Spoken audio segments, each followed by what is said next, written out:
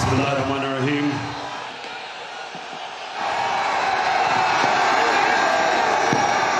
अल्लाह तेरी इबादत करते हैं, तेरे से मदद मांगते हैं।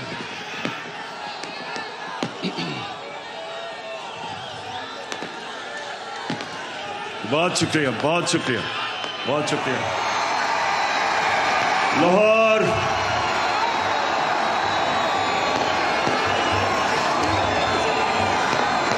शुक्रिया, शुक्रिया। लाहौर मैं आपका जितना भी शुक्रिया अदा करूं वो कम है।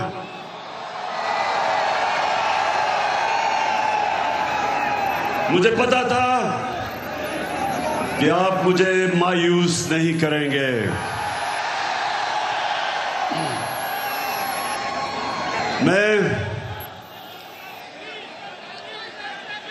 मैंने कभी इतने बड़े जलसे के सामने खिताब नहीं किया। आप सबका शुक्रिया। माशाअल्लाह, अल्लाह का भी शुक्र अदा करता हूं कि उसने आपके दिल में वो शऊर डाला, आपको जगाया। ये अल्लाह का करम है, ये अल्लाह का खास करम होता है जब वो एक कौम को जगा देता है और एक इंसानों के हजूम को एक कौम बना देता है। ये अल्लाह तेरा लाख लाख शुक्र है। लाहौर में इधर पास ही मेयो हॉस्पिटल में पैदा हुआ था और मुझे बचपन से एहसास था। ये आपने आज गौर से बातें सुन। सामने प्लीज बैठ जाएं, बैठ जाएं, आप बैठ जाओ। वो नीचे देख सकते, नीचे बैठ जाओ, बैठ जाओ, बैठ जाओ, बैठ जाए, सामने बैठ जाए, वो देख नहीं सकते। बैठ जाए प्लीज। देख, मैं पाकिस्तान के साथ बड़ा हुआ हूं। मैं बार बार लोगों को बताता हूं कि मेरे मां बाप एक गुलाम हिंदुस्तान में पैदा हुए थे और उन्होंने पाकिस्तान की तहरीक में शिरकत की थी। और बचपन से उन्होंने मुझे एक चीज बताई कि तुम खुशकिस्मत हो कि एक आजाद मुल्क में पैदा हुए हो। और मैंने जब क्रिकेट की ग्राउंडों के ऊपर अपने मुल्क का नाम ऊपर किया और हमारा पाकिस्तान आहिस्ता आहिस्ता आहिस्ता क्रिकेट की दुनिया में ऊपर जाना शुरू हुआ, तो हमें फख्र होता था कि हम वो पाकिस्तानी हैं जो एक आजाद पाकिस्तान को दुनिया में उठा रहे हैं। तो मेरे पाकिस्तानियों, लाहौर के लोगों, जो आप सब यहां हैं, जो बाहर हैं, वैसे मैंने कभी इतनी पब्लिक नहीं देखी।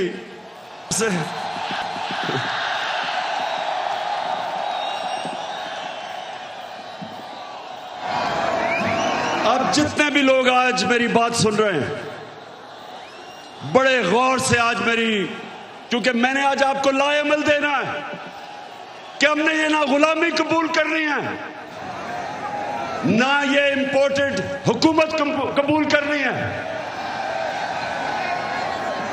और ये अब आपको पता चला है कि सिलेक्टेड हुकूमत क्या होती है, जो बाहर से सिलेक्ट होके लोगों के ऊपर मुसल्लत की जाती है।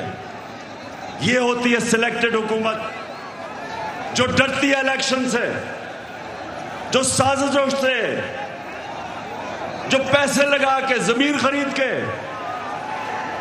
बाहर जो साम्राज्य उनकी जूते पॉलिश करके जो आज ऊपर हमारे मुल्क पे मसल्लत की गई है। तो मैं आज आपको लाएमल दूंगा कि मैं किसी सूरत इस हुकूमत को कबूल नहीं करूंगा। मैं इन गुलामों को और पाकिस्तान के करप्ट तरीन लोगों को मैं कभी कबूल नहीं करूंगा। और मैं अभी आपको लायामत देता हूं, लेकिन उससे पहले यह साजिश क्यों हुई? मेरे लाहौर के लोगों, जरा सा सब्र से सुने, यह साजिश हुई क्यों। मैं जब से वजीर आजम बना, मेरी सबसे बड़ी कोशिश ये थी कि हमारी आजाद फॉरेन पॉलिसी बने। आजाद फॉरेन पॉलिसी का मतलब ये कि हम जो भी फैसले करें अपने लोगों के मफादात के लिए करें। मैं अपने लोगों को किसी बैरूनी मुल्क की उनके मफादात के लिए कुर्बान ना करूं। मेरे फैसले मेरी कौम के लिए हों। ये वो लोग जो आदी हुए थे पाकिस्तानियों को हुक्म देते थे, धमकियां देते थे, एक ही टेलीफोन पे सारी बातें मनवा लेते थे, उनको ये चीज पसंद नहीं आई। मैंने ये भी फैसला किया जिस दिन मैं वजीर आजम बना कि मैं इंटरनेशनल फोरम में एक बात उठाऊंगा कि जो इस्लामोफोबिया और हमारे नबी सल्लल्लाहु अलैहि वसल्लम की शान में गुस्ताखी करते थे, मैंने फैसला किया था कि यूनाइटेड नेशंस में उठाऊंगा, ओआईसी में उठाऊंगा, हर फोरम पे उठाऊंगा, क्योंकि हमारे मुसलमानों को 1.5 अरब मुसलमानों को यह तकलीफ देते थे, वो भी पसंद नहीं आई, वो बाहर के लोगों को पसंद नहीं आई। और तीसरी चीज उनको क्या नहीं पसंद आई कि मैं जितनी भी फॉरेन पॉलिसी थी, चाइना से, रशिया से, मुसलमान ममालिक से, मेरी सबसे बड़ी कोशिश ये होती थी कि मेरी कौम को किस में फायदा है। मैंने कभी भी किसी से डिक्टेशन नहीं लिया और ना मैंने कभी लेना था। हुक्म किया कि रूस क्यों चले गए, हुक्म आया बाहर से कि आप रूस क्यों गए। मैं रूस इसलिए गया, एक पाकिस्तान में गैस खत्म हो रही है, हमने उसे गैस का कॉन्ट्रैक्ट करना था, लेकिन 2 और चीजें, रूस हमें तेल 30% कम कीमत पे दे रहा था,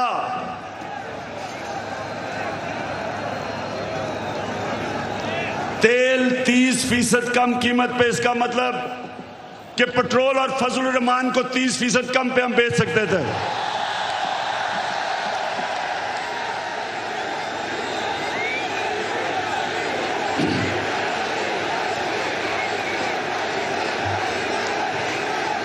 उसके अलावा हमें 20 लाख टन गंदम इंपोर्ट करनी थी रूस से, वो भी हमें 30% कम कीमत पे दे रहे थे। मैं इसलिए गया था कि मेरे लोगों को फायदा था, मेरी आवाम को फायदा था, मैं महंगाई कम कर सकता था। और ये देखें कि हिंदुस्तान जो अमेरिका का करीबी एलाई है, स्ट्रेटेजिक एलाई है, वो तेल मंगवा रहा है रूस से। उसको अमेरिका ने कहा कि ना तेल खरीदो, उसने आगे से सीधा जवाब दिया अमेरिका को कि हम अपने लोगों के मफादात के लिए फैसले करते हैं। यानी कि हिंदुस्तान की फॉरेन पॉलिसी उनके लोगों के मफादात के लिए, और हमारी फॉरेन पॉलिसी किसी और कौम की मफादात के लिए। ये भी पसंद नहीं आई बात, चाइना से ताल्लुकात वो भी पसंद नहीं आए, तो तब बाहर से साजिश होनी शुरू हुई।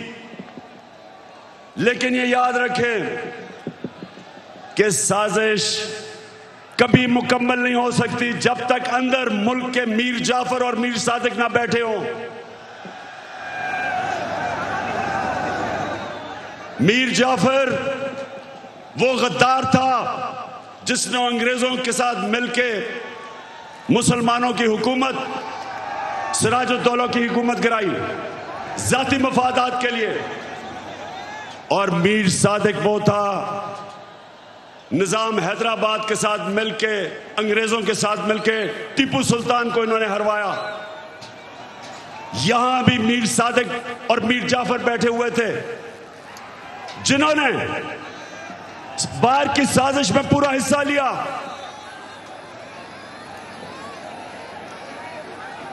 क्या हुआ?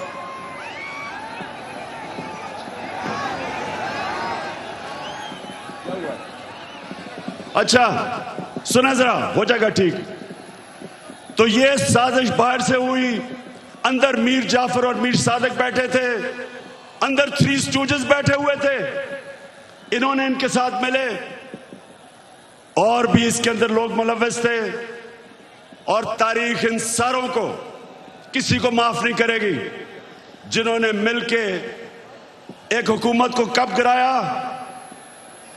मेरे पाकिस्तानियों ये सुने, हमारी हुकूमत को तब गिराया जब हमारी हुकूमत की, और मैं चैलेंज करता हूं, सबसे बेहतरीन पाकिस्तान की परफॉर्मेंस तहरीक इंसाफ की हुकूमत की थी। हमारी इकोनॉमी सही तरफ जा रही थी, 5.6% पे हमारी इकोनॉमी बढ़ रही थी। ना नून लीग ने इसका कभी मुकाबला किया, ना पीपल्स पार्टी ने किया। हमारी एक्सपोर्ट्स रिकॉर्ड पे थी।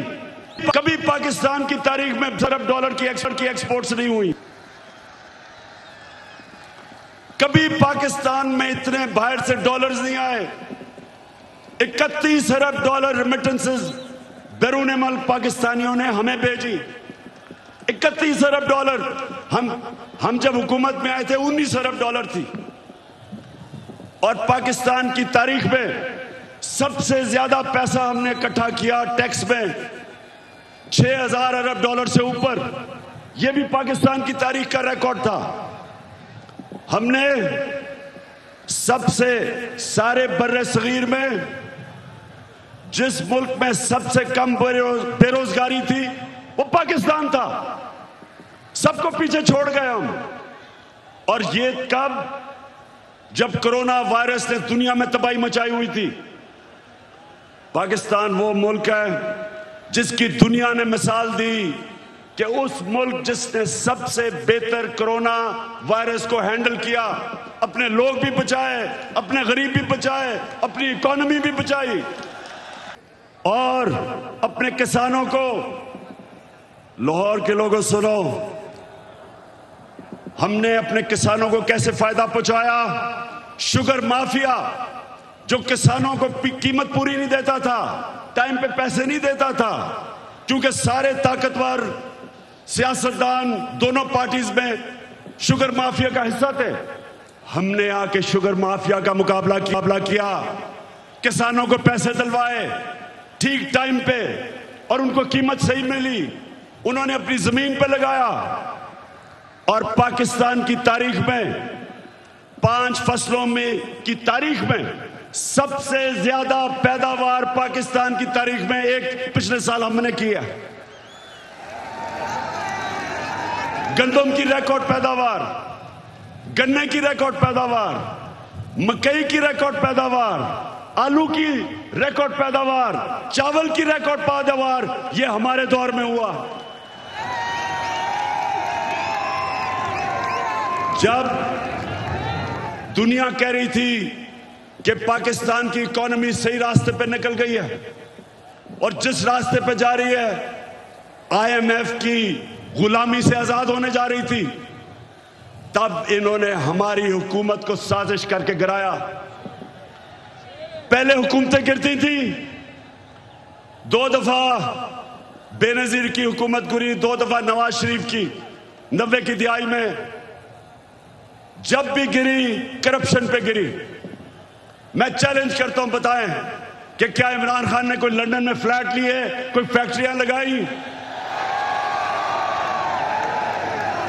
मेरे पे आज इल्जाम लगाया जा रहा है कि जनाब तोशा खाना से इसने कोई चीजें ली। जरा लाहौरियों जरा सुनो, तोशा खाना है क्या, समझो पहले ये क्या है। जो भी तोहफा मिलता है प्राइम मिनिस्टर और उनके वजीरों को, जो भी तोहफा मिलता है वो तोशा खाना में जाता है। इनके जमाने में जब तोशा खाना में प्रेजेंट जाता था तो ये 15% पैसे दे के जो हुकूमत को जाती थी वो खरीद सकते थे। हम आए, हमने 50% रखा, 50% हुकूमत को जाता था और जो भी हम खरीदना चाहे हम खरीद सकते थे। जो भी मैंने खरीदी सब रिकॉर्ड के ऊपर है, सब कानून के अंदर है। और आज मैं आप सबको यह भी बता दूं कि मैंने उन पैसों से जो मेरे घर के नीचे सड़कें जो आम लोगों को भी फायदा पहुंचाती थी, वो तोशा खाना के पैसे से सड़क ठीक की, हुकूमत का पैसा नहीं लिया। मेरा जो घर है मैं कानून के मुताबिक उसको कैंप ऑफिस बना के सारे खर्चे हुकूमत देती है, यानी आप देते हैं टैक्स, आप टैक्स पेयर उसका पैसा सारा देता है। मैं अपने खर्चे देता हूं। मैं कोई ना लाहौर का घर ना वहां कैंप ऑफिस नहीं किया, अपने पैसे से वो चलाया। जो दीवार नीचे बनानी थी सिक्योरिटी फेंस, गवर्नमेंट से पैसे नहीं लिए, अपना ऑफिस चलाया, गवर्नमेंट से पैसे नहीं लिए। और ये लोग जो आज प्रोपेगेंडा कर रहे हैं, मैं चैलेंज चला हूं कि तुम्हारे मैं चैलेंज करता हूं कि कभी पाकिस्तान की तारीख में किसी प्राइम मिनिस्टर ने अपने ऊपर इतना कम पैसा खर्च नहीं किया जो मैंने किया। तो लाहौरियों, एक और वजह कि बाहर से साजिश हुई, अब ये जरा गौर से सुनना है आपने, क्योंकि मैं चाहता हूं इसके बाद जो मैं आपको लाएमल दूंगा वो बड़ा जरूरी है कि पहले आप समझ जाएं कि ये हुआ क्या, ये क्या, कितनी बड़ी साजिश इस मुल्क के खिलाफ की गई है। एक और हमारे साम्राज्य जो बाहर बैठे हुए हैं, एक और मसला क्या था कि मैं पहले दिन से, जिस दिन जनरल मुशर्रफ घुटने टेक गया, एक टेलीफोन कॉल की अमेरिका से और उनकी जंग में लेके गया, मैं पहले दिन से इसके खिलाफ था। हर फोरम पे मैंने कहा कि ये हमारी जंग नहीं है। हर जगह मैं कहता गया कि पाकिस्तानियों को कुर्बान कर रहे हो किसी और की जंग में। और मैंने ये भी कहा कि अफगानिस्तान में कोई मिलिट्री सोल्यूशन नहीं है, बातचीत से मसला हल होगा। मुझे बुरा भला कहा गया, तालिबान खान कहा गया, मुझे कहा मैं दहशतगर्दों के साथ हूं, मेरी पूरी कैरेक्टर असैसिनेशन हुई। लेकिन मैं क्यों कह रहा था कि हमारी जंग नहीं है? क्योंकि मेरे पाकिस्तानियों, फॉरेन पॉलिसी बनती है, बार बार अपने ज़हन में डाल लो, अपने लोगों के फायदे के लिए। कौन सा मुल्क अपने आप को किसी और मुल्क के लिए कुर्बान करता है? 80,000 हमारे लोग शहीद हुए, 6,500 हमारे फौज के नौजवान शहीद हुए, हमारा कबायली इलाका उजड़ गया, 100 अरब से डॉलर से ज्यादा मुल्क को नुकसान हुआ। कभी कोई कमीशन बैठी, कभी किसी ने यह सोचा कि ये किसने हमें इस जंग में लेके गया ताकि आगे से हम इस तरह की हिमाकत ना करें। तो जब मेरे से इंटरव्यूअर ने पूछा कि आप अमेरिका को बेस देंगे, क्या कहा मैंने? और क्या आप मेरे से कोई और उम्मीद रखते थे? एब्सोल्युटली नॉट के अलावा कोई उम्मीद रखते थे? क्योंकि मेरा जीना मरना पाकिस्तान में है, ये मेरा मुल्क है, ये मेरे लोग हैं। मैं क्यों अमेरिका के लिए अपने लोगों को कुर्बान करूं? तो ये भी उनको तकलीफ थी, उनको चाहिए थे चेरी ब्लॉसम बूट पॉलिश करने वाले, जो कहता कि बेगर्स आर नॉट चूजर्स, यानी कि क्योंकि हम मकरूज हैं, हम गुलाम हैं, हम आपके जूते पॉलिश करेंगे। पाकिस्तानियों, ये याद रखो, मैं बार बार आपको एक चीज कहता हूं, कभी कभी किसी जमात को वोट ना दो जिनके लीडर्स के पैसे जायदादें बाहर पड़ी हैं, कभी उनको वोट ना दो, क्योंकि जिधर इनके पैसे बाहर पड़े हैं, इनकी जायदादें बाहर पड़ी हैं, इनकी प्रॉपर्टीज बाहर हैं, इनके ऑफशोर अकाउंट्स बाहर हैं, ये याद रखें, ये कभी साम्राज्य का प्रेशर बर्दाश्त नहीं कर सकते। ये वो करेंगे जो उनको हुक्म मिलेगा। उनको इस तरह के करप्ट गुलाम पसंद इसलिए हैं कि ये हमेशा उनके सामने झुके रहेंगे। 400 ड्रोन अटैक हुए पाकिस्तान में, पाकिस्तानियों 400 ड्रोन अटैक हुए। यहां कोई दुनिया में मिसाल ही नहीं कि जिस मुल्क के लिए आप जंग लड़ रहे हैं वो आपके ऊपर ही बमबारी कर रहा है, इसकी कोई मिसाल नहीं मिलती। 400 ड्रोन अटैक हुए पाकिस्तान में।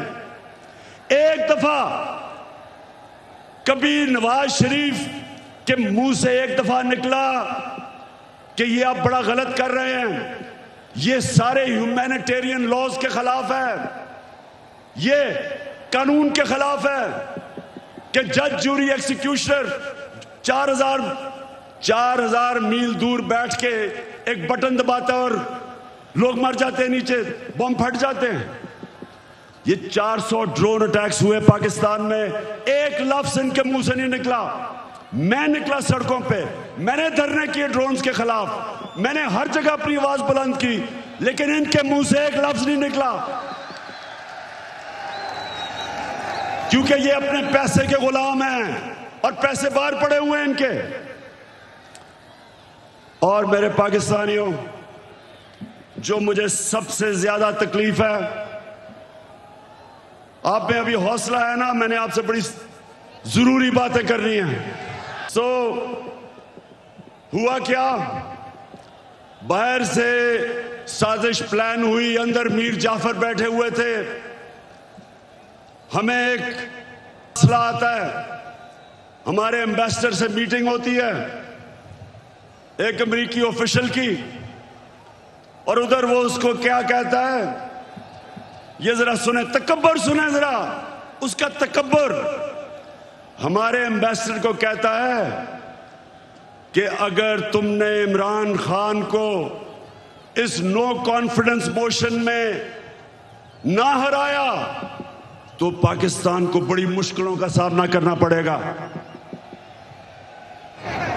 तकब्बुर सुने, 22 करोड़ हमारी आवाम, दुनिया का 5वां छठा बड़ा मुल्क, और एक ऑफिशियल हमारे एम्बेसडर को कह रहा है कि अगर तुमने इमरान खान को, ये जो उसके खिलाफ नो कॉन्फिडेंस मोशन आ रहा है, अभी आया नहीं था, उसको पहले ही पता था, कहता कि अगर ये आपने इसको ये अगर कामयाब ना हुआ इसके खिलाफ तो पाकिस्तान को बड़ी मुश्किलों का सामना करना पड़ेगा।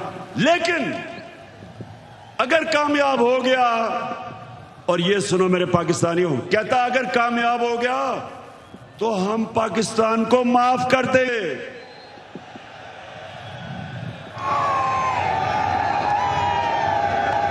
हमने क्या जुर्म किया कि वो हमें माफ कर देगा? कि क्या ये जुर्रत की कि हम रूस चले गए अपने मुल्क की खातिर, या ये कहा कि हम आपको बेस नहीं देंगे? तो मेरे लाहौर के लोगों, ये याद रखो कि उनको ये किधर से गलत आदतें पड़ी। हिंदुस्तान को क्यों नहीं ये कहते?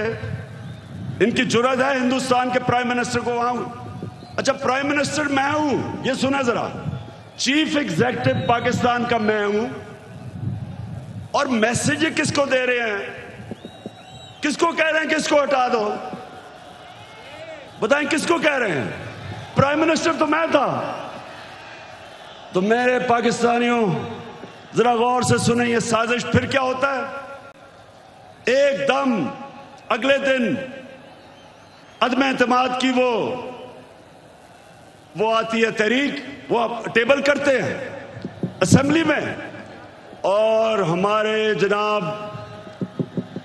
20 लोगों को वहां सिंध हाउस में जाना शुरू हो जाते हैं, उनकी बोली लग जाती है, 20-20 करोड़ में उनके जमीर बिकने शुरू हो जाते हैं।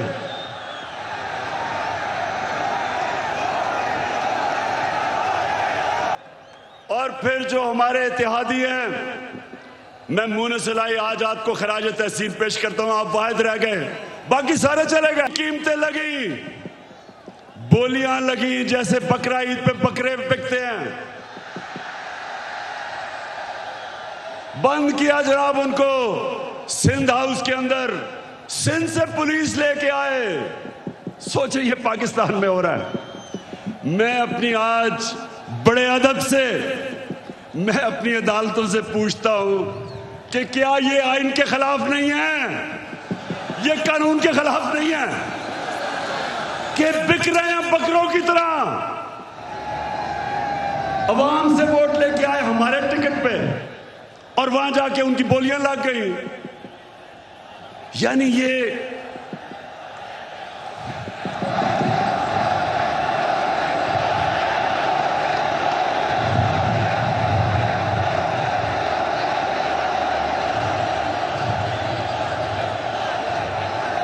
वैसे देखो मेरे पाकिस्तानियों, एक आप सब ने वादा करना है, वोट हमें दे या ना दे, मैं आप सारे पाकिस्तानियों से बात कर रहा हूं, लेकिन खुदा के वास्ते कभी इन लोटों को सारी जिंदगी वोट नहीं देना आपने।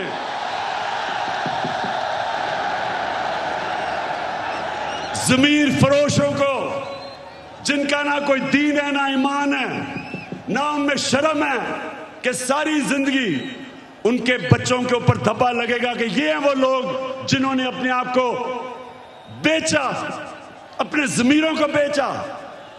सारी जिंदगी के लिए इनके ऊपर एक मोहर लगे कि कभी ये सियासत के पास ना आए। जिन जिन हलकों में ये जाएंगे, मेरी कौम पाकिस्तानियों, अगर आपने इनको किसी भी हलके में जीतने दिया, आप इस मुल्क से गद्दारी करेंगे।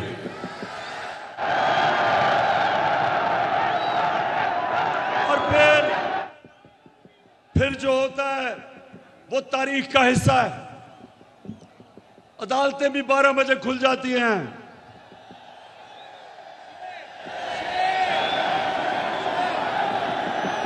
मेरे यहां दोनों स्पीकर बैठे हुए हैं, एक्स स्पीकर असद कैसर भी बैठा हुआ है और कासिम सूरी, दोनों हीरो हैं।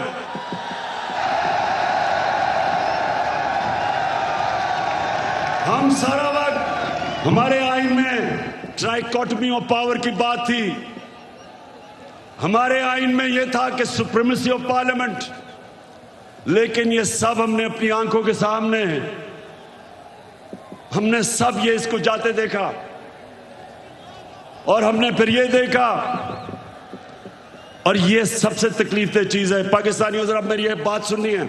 सबसे तकलीफ दह चीज क्या है कि इस मुल्क के सबसे बड़े डाकू 30 साल से जो इस मुल्क को लूट रहे थे, जिनके ऊपर करप्शन के केसेस थे, जो जमानत पे थे, उनको इस कौम के ऊपर मुसल्लत किया गया।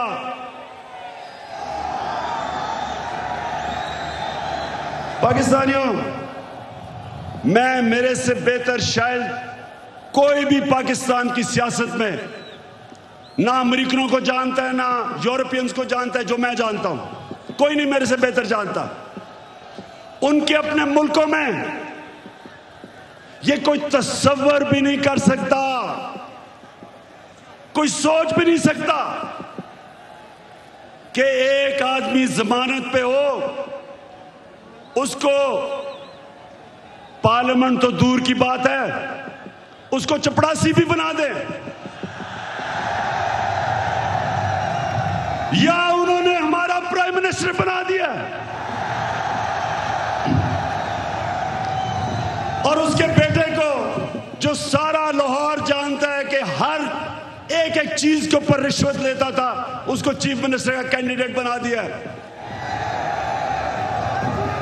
मैं ये सोचता हूं, आज मेरे पाकिस्तानी सुनो जरा, मैं ये सोचता हूं, क्योंकि मैं उन माशरों को बड़ी अच्छी तरह जानता हूं कि वो हमें कितनी हकारत से देखते हैं, हमें वो क्या समझते हैं कि चोरों के हमारे ऊपर मुसल्लत कर दिया। खुद सोचो, 20 साल ये जो आज बैठे हुए हैं, ये एक दूसरे को चोर कहते रहे हैं। क्या ये चेरी ब्लॉसम ने नहीं कहा था कि मैं आसिफ जरदारी का पेट फाड़ के पैसा निकालूंगा? ये क्या लोगों को बेवकूफ समझते हैं?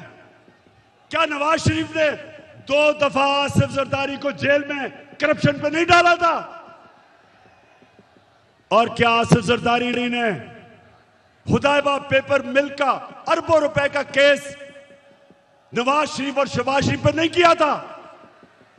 और क्या ये दोनों मिलके फजल रहमान को डीजल नहीं कहते थे?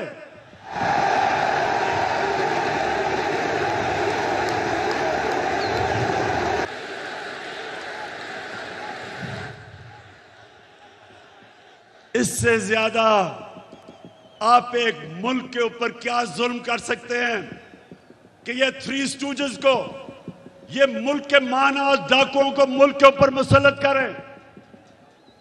मैं आपको आज ये बता रहा हूं, जब तक मैं जिंदा हूं मैं इनका मुकाबला करूंगा, मैं कभी इनको तस्लीम नहीं करूंगा।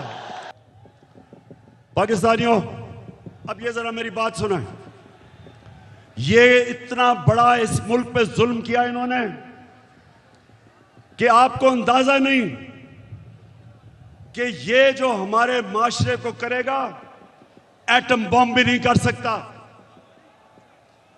मेरे नबी सल्लल्लाहु अलैहि वसल्लम ने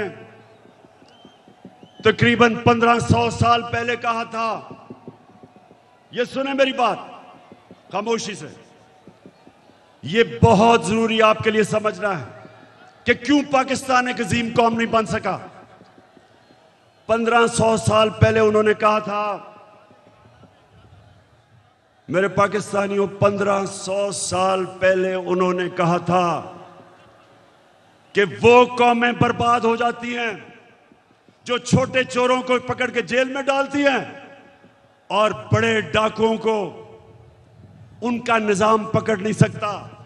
ये है आपके सामने। अब इससे बड़ी मिसाल क्या है कि 40 अरब रुपया शहबाज शरीफ और उसके बेटों के ऊपर 40 अरब रुपए के एफआईए में और नैब में केसेस हैं।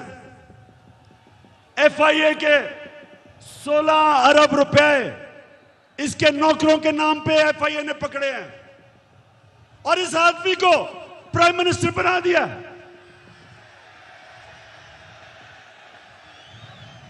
मैं आज सारी दुनिया से पूछता हूं, अपनी सारी कौम से पूछता हूं कि मुझे यह बताएं आप कि वो जो एफआईए के, और मैं उनको खराज तहसीन पेश करता हूं एफआईए के ऑफिसर्स को, जिन्होंने इसके केस निकाले और पकड़े।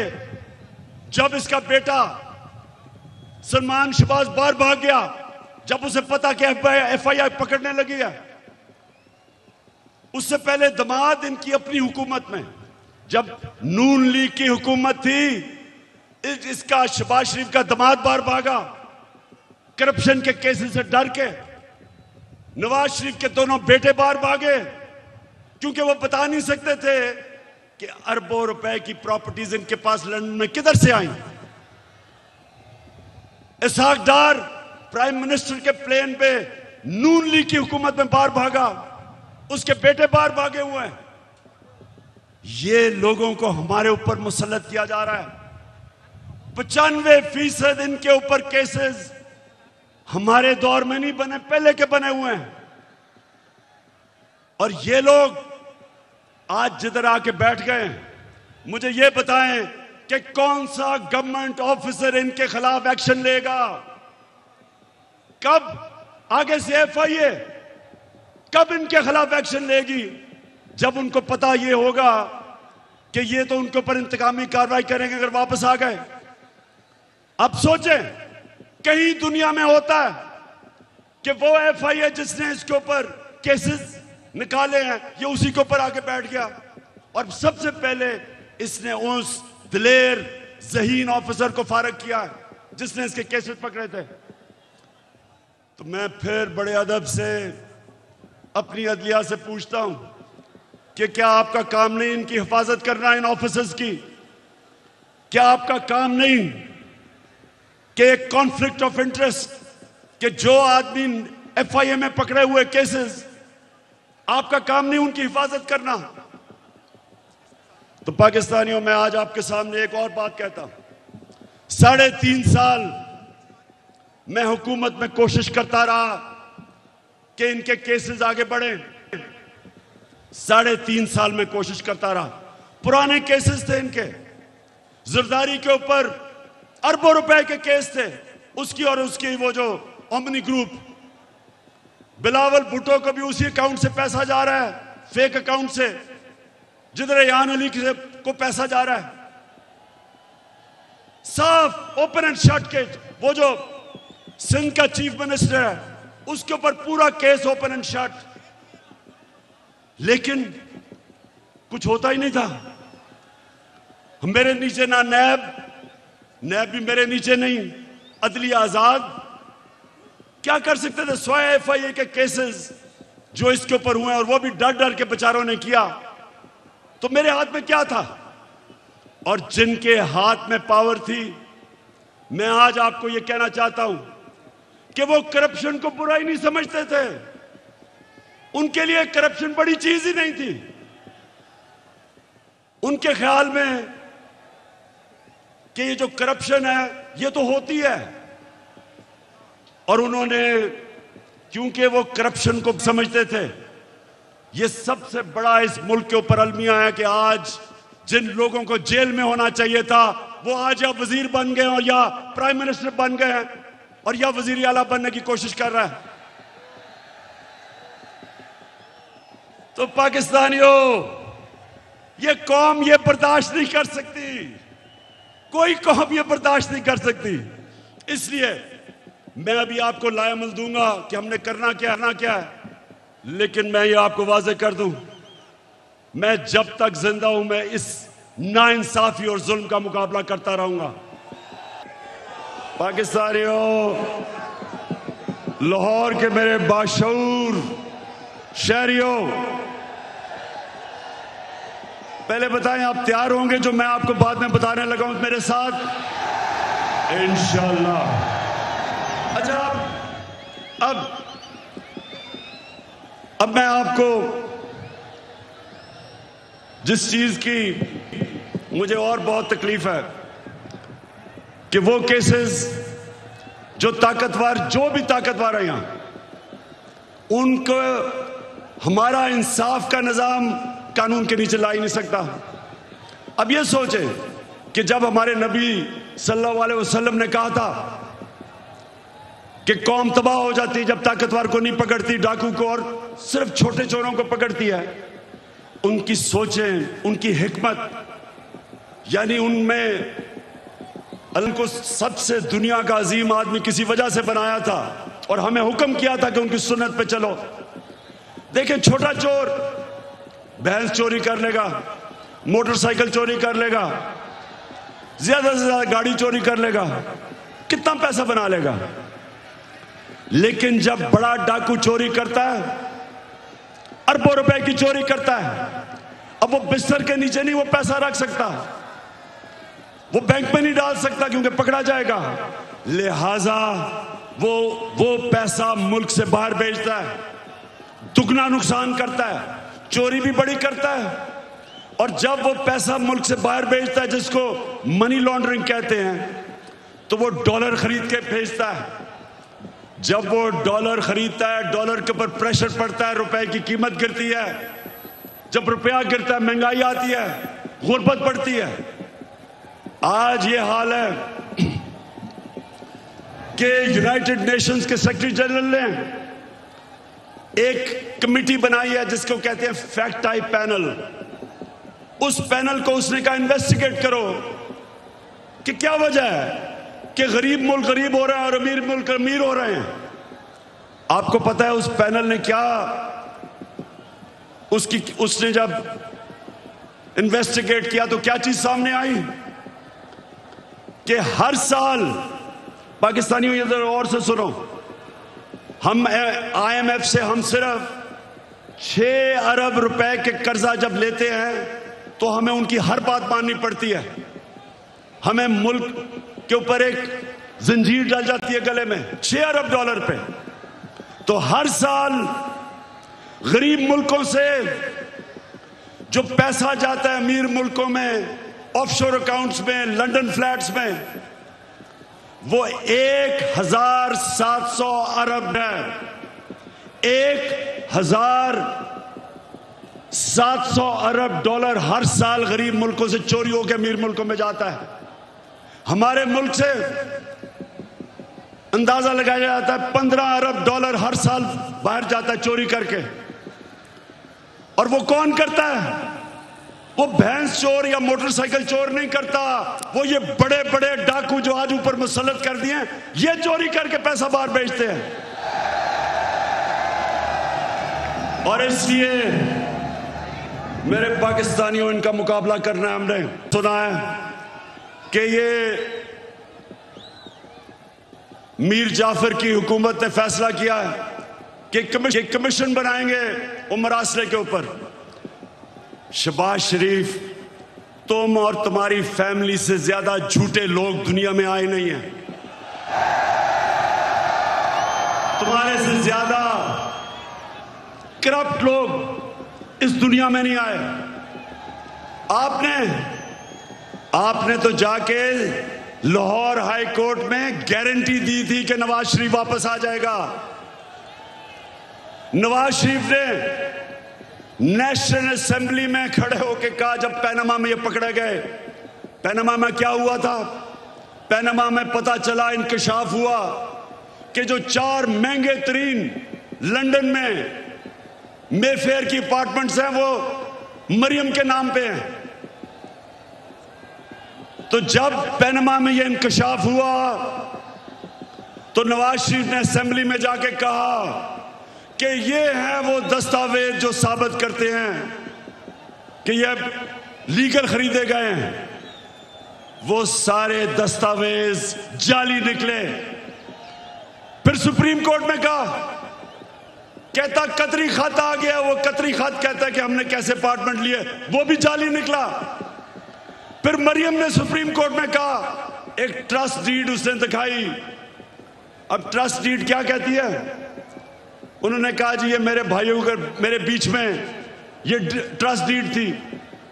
पता चला कि वो जिस कैलिब्री फॉन्ट से लिखी गई थी वो उस 2006 में आई नहीं थी।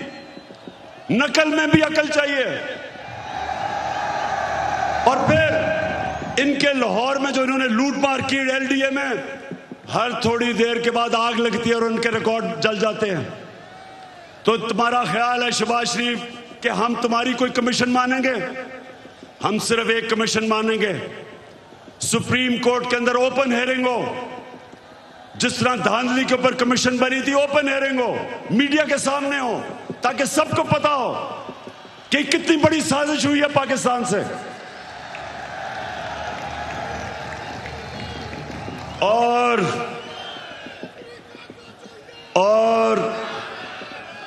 ये जो भी चीफ इलेक्शन कमिश्नर है, ये जो चीफ इलेक्शन कमिश्नर है, इसको तो नून लीग के अंदर कोई ऑफिस का ओहदा दे दो।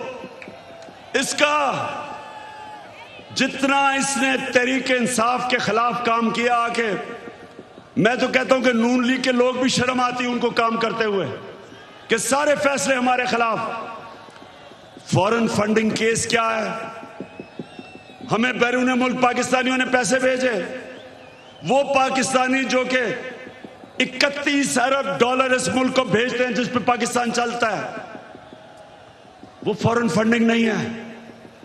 और हमने इनको बार बार कहा है कि जब भी आप इन्वेस्टिगेट करें तो नून लीग की भी साथ इन्वेस्टिगेशन करें, पीपल्स पार्टी की भी करें।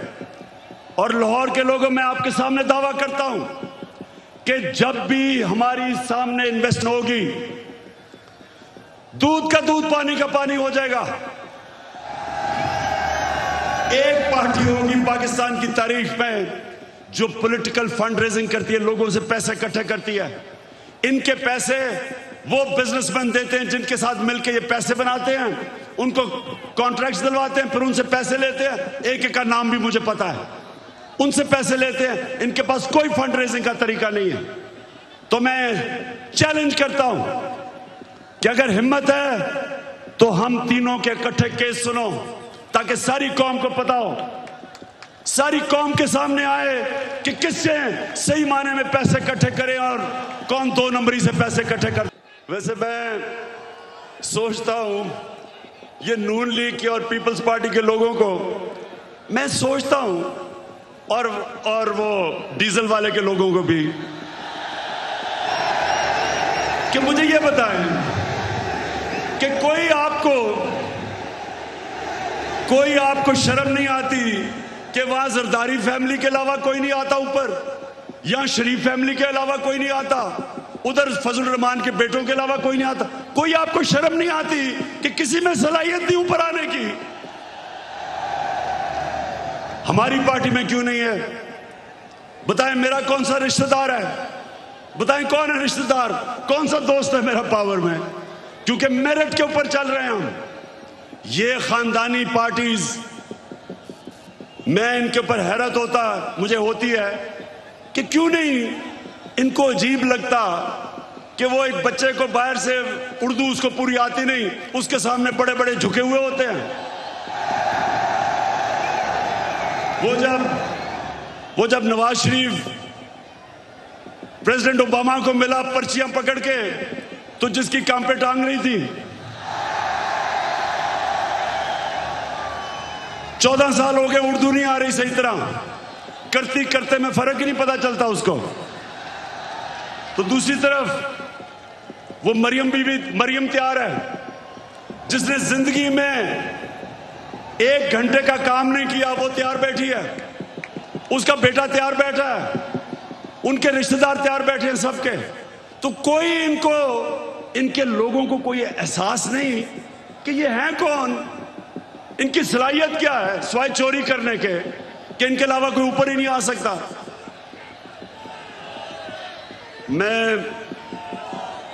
अब मैं आपसे आखिर में, अब जो मैं बात करने आया था, आप सबको यहां इकट्ठा किया, उस पर मैं आने लगा हूं। तो मैं सबसे पहले पाकिस्तानियों, अब आपने थोड़ी सी जरा तहम्मुल से मेरी बात सुननी है, क्योंकि इसके लिए मैंने आज आपको बुलाया है। देखिए पाकिस्तानियों,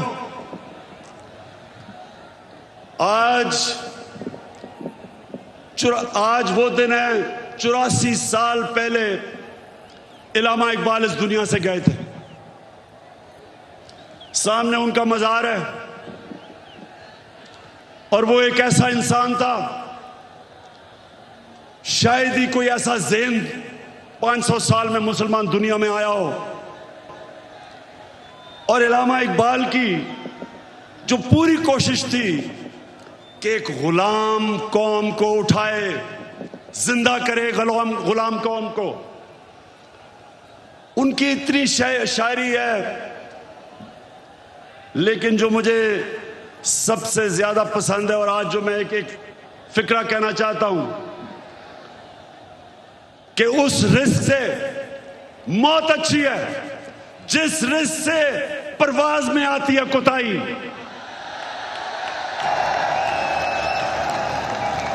पाकिस्तानियों, यहां 1940 में जब कायदे आजम ने पाकिस्तान की रेजोल्यूशन करारदाद पाकिस्तान पास की थी, तो वो क्यों एक इतनी बड़ी ख्वाब उन्होंने ये अनाउंस की थी कि हिंदुस्तान के मुसलमानों ने फैसला किया कि हम एक आजाद मुल्क में रहना चाहते हैं। ये पाकिस्तान सिर्फ इस खित्ते के मुसलमानों के लिए नहीं था, जो हिंदुस्तान में मुसलमान जो नहीं पाकिस्तान आ सके, उन्होंने भी वोट दी पाकिस्तान के लिए, क्योंकि पाकिस्तानियों बड़ी ख्वाब का नाम था पाकिस्तान। और पाकिस्तान का जो नारा था, पाकिस्तान का मतलब क्या, मैं ये चाहता हूं आज कि पहले आप ला इलाहा इल्लल्लाह का मतलब सही माने में समझ लें। ला इलाहा इल्लल्लाह का मतलब यह है कि वो एक इंसान को आजाद कर देता है, एक छोटे इंसान को एक अजीम इंसान बना देता है। मौलाना रूमी ने कहा कि अल्लाह ने जब तुम्हें पर दिए क्यों चूंटियों की तरह जमीन में रेंग रहे हो? क्योंकि ला इलाहा इल्लल्लाह इंसान को पर देता है। जब इल्लामा इकबाल कहता है कि परवाज में कुताई ना आए, तो कुताई तब आती है जब इंसान गुलामी करता है। कभी गुलाम बड़े काम नहीं कर सकता, सिर्फ एक आजाद इंसान बड़े काम कर सकता है। और मैंने रहमतुल लिल आलमीन अथॉरिटी इसलिए बनाई क्योंकि मुझे एहसास हुआ कि हमारे बच्चों को, हमारे नौजवानों को सीरत नबी का तो पता ही नहीं है। हमारे नबी सल्लल्लाहु अलैहि वसल्लम ने, ये जरा लाहौर के लोगों तहम्मुल से सुनो मेरी बात, उन्होंने मदीना में इंसानों को पर लगा दिए। वो अरब जिनकी कोई हैसियत नहीं थी, दो सुपर पावर थी दोनों तरफ, पर्शियन और रोमन एम्पायर, बेजेंटाइन एम्पायर, बीच में वो अरब जिनकी कोई हैसियत नहीं थी। मैंने इसलिए अपने बच्चों को फैसला किया कि हम सीरत नबी पढ़ाएं अपने नौजवानों को, ताकि आपको पता तो चले कि क्यों अल्लाह ने हमें हुक्म दिया है कि नबी के रास्ते पे चलो। क्योंकि उससे अजीम इंसान कभी आया ही नहीं, ना आ सकता। उन्होंने उन लोगों को जो बटे हुए थे कबीलों के अंदर, उनको सबको इकट्ठा किया एक नजरिए के ऊपर। ला इलाहा इल्लल्लाह का मतलब उनके दिलों में गया, उनकी जंजीरें टूटी, जंजीरें जो इंसान को जमीन पे रखती हैं। इकबाल के शाहीन बने वो, दुनिया की उन्होंने इमामत की। और ये दुनिया की तारीख का हिस्सा है, ये सारी दुनिया की तारीख का हिस्सा है जिसका हमें पता ही नहीं है कि उन्होंने क्या किया था, जो इंसानों की जंजीरें तोड़ के उन सबको दुनिया की लीडर्स बना दिया। तो पाकिस्तानियों, इसलिए मैं आज आपके पास आया हूं कि ये जब कहता है कि बेकर्स कि हम जनाब मकरूज हैं इसलिए गुलाम हैं, शहबाज शरीफ तुम पैसे के गुलाम हो, हम कौम आजाद हैं।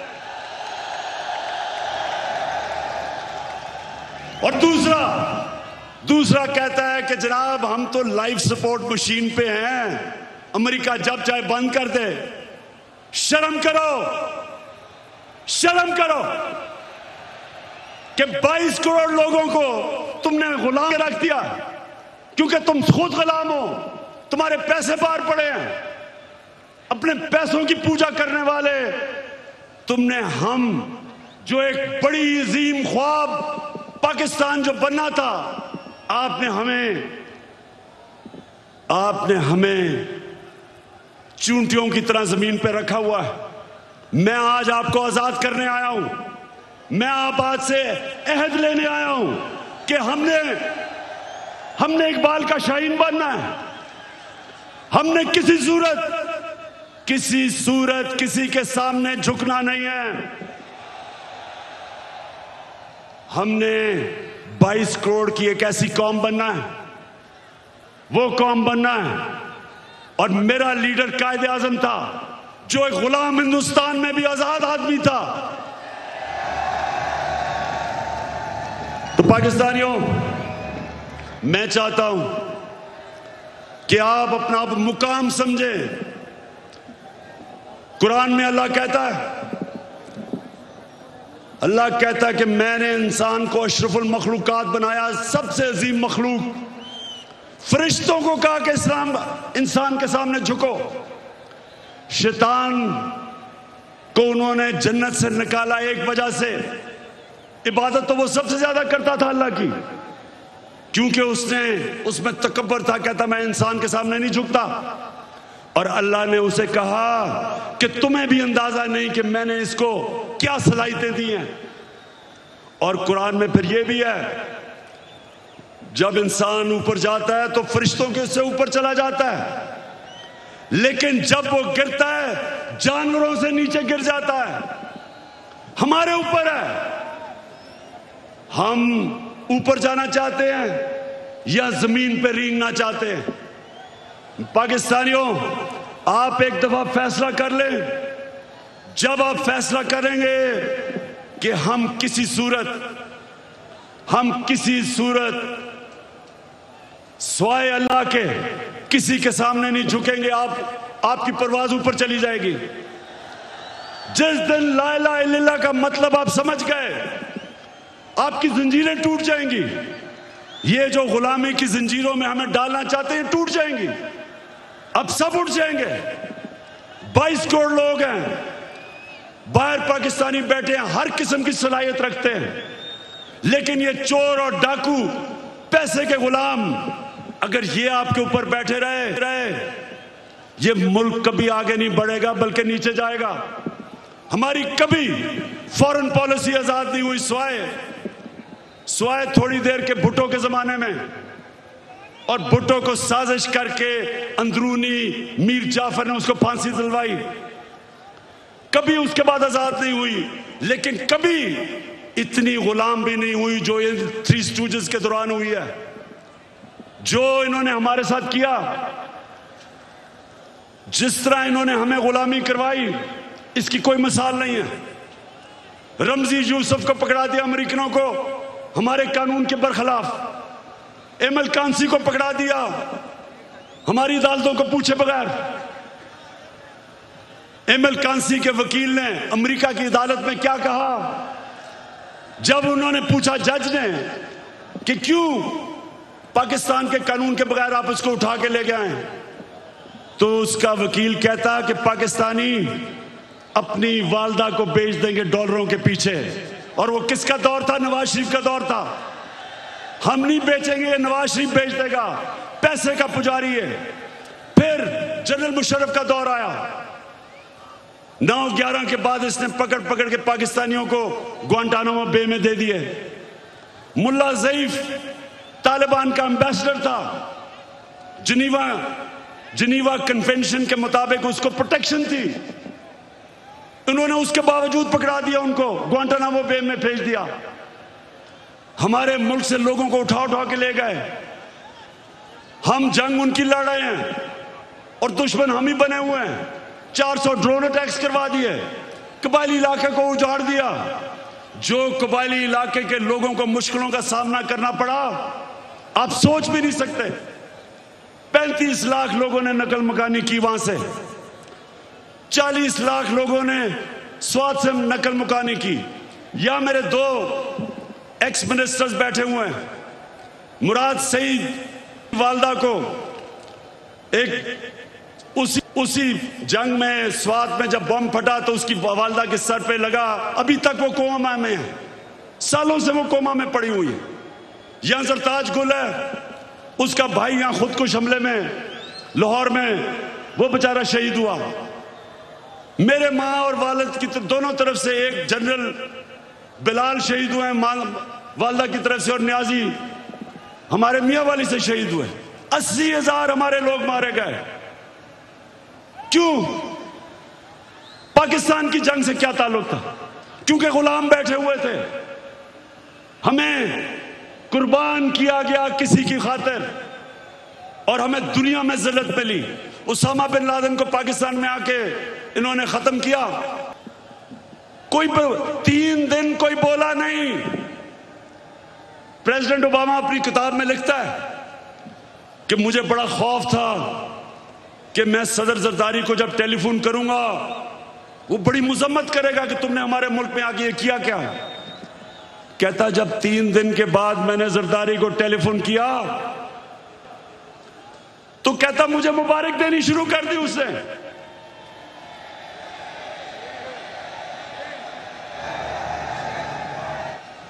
किसी के मुल्क में आके जो आपकी जंग लड़ रहा है, उसी मुल्क में आके आप किसी को मार दें और आपको बताएं भी ना, और वो सारी लीडरशिप हमारी पैरों में पड़ी हुई थी। पाकिस्तानियों, याद रखें, कभी आपकी कभी दुनिया इज्जत नहीं करेगी जब तक आप अपनी खुद इज्जत नहीं करेंगे। तो मैं आज आपके पास जो पैगाम लेके आया हूं वो ये कि हमने फैसला किया है कि पाकिस्तान की हकीकी आजादी की तहरीक चलाना। हमारे ये मुखालिफ समझते हैं कि जी मीनार पाकिस्तान के बाद क्या होगा। कान खोल के सुन लो,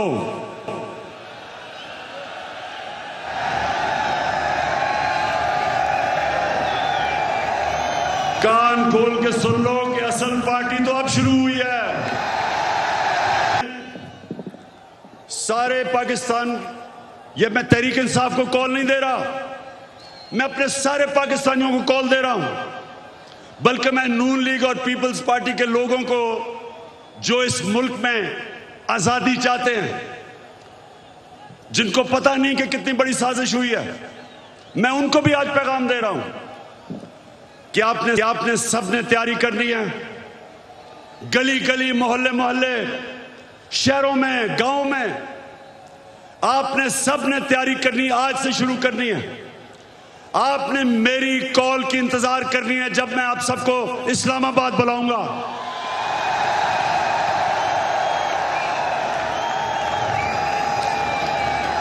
मैं आज ये वाजे कर दूं कि मैं किसी किस्म का तसादुम नहीं चाहता। ये मेरा मुल्क है, मेरे कोई इस मुल्क के बाहर जाने की जगह नहीं। ये तो जब भी थोड़ी मुश्किल आती है बाहर भाग जाते हैं। ऐसे लगता है कि ये बर्तानिया की क्वीन को इनके रिश्तेदार है, सारे वहीं भाग जाते हैं। वो इसहाकदार, वो यहीं इधर ही पुराने शहर में उसका बाप की साइकिलों की दुकान थी, बड़ा मेहनत का आदमी था, लेकिन आजकल उनको जरा देखें, लगता है वो कोई बर्तानिया का लॉर्ड था। तो ये वो लोग हैं, ये वो लोग हैं जब मुश्किल पड़ती है बाहर भाग जाते हैं। हमारा मेरा जीना मरना पाकिस्तान है। किसी किस्म का मैं तसादुम नहीं चाहता अपने मुल्क में। हमारी फौज है, हमारी पुलिस है, और फौज का भी मैं ये कह दूं कि अगर हमारे पास एक ताकतवर फौज ना होती तो आज पाकिस्तान के 3 टुकड़े हुए होते।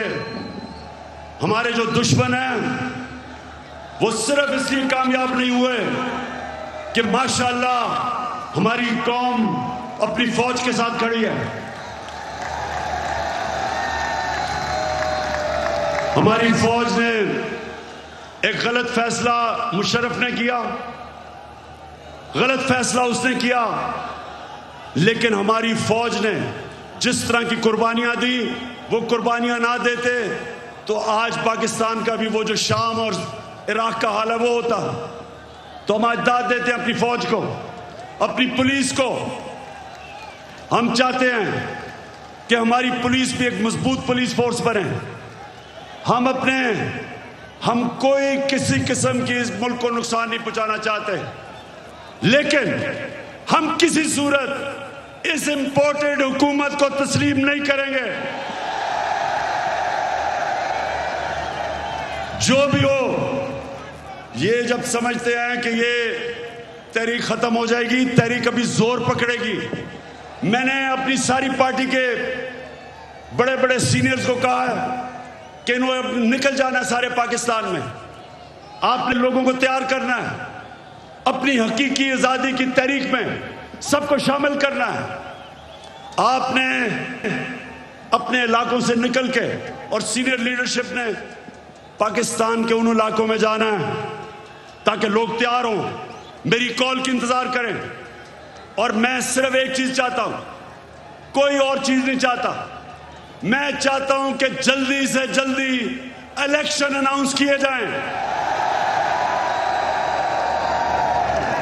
हम एक जमहूरी पार्टी हैं, हम जमहूरियत चाहते हैं, लेकिन हम कभी भी इस सिलेक्टेड इंपोर्टेड हुकूमत को कभी तस्लीम नहीं करेंगे। एक ही तरीका है, जिनसे भी गलती हो गई, एक ही तरीका है गलती ठीक करने का, फौरी इलेक्शन करवाओ।